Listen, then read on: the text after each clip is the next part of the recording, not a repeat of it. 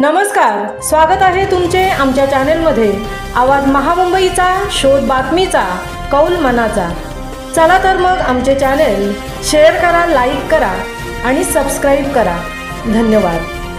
कोळवे ते बोरी देवघाटी सोहळा 2025।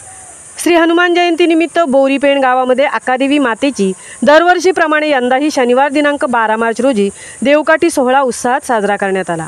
हिंदू पंचांगानुसार दरवर्षी चैत्र पौर्णिमेच्या दिवशी भगवान हनुमानाची जयंती अगदी जल्लोषात साजरी केली जाते। बजरंगबलीची मनोभावे पूजा केल्याने आपल्या मनातील सर्व इच्छा पूर्ण होतात। तसेच देवकाठीची लगबग 2-3 महिन्यापासूनच सर्व गावकऱ्यांची म्हणजे मी कोळवेकर ग्रामस्थ यांची असते।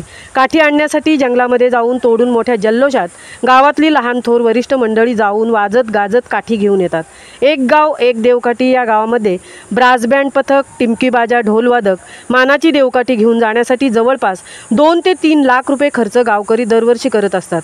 हनुमान जयंतीच्या एक दिवस अगोदर जागरणाच्या दिवशी जरीमरी गावदेवी मातेला मानपान देतात। मंदिराजवळ सर्व गाव गोळा होऊन जल्लोषात वाजत गाजत हौसे मौजेने साजरा करतात।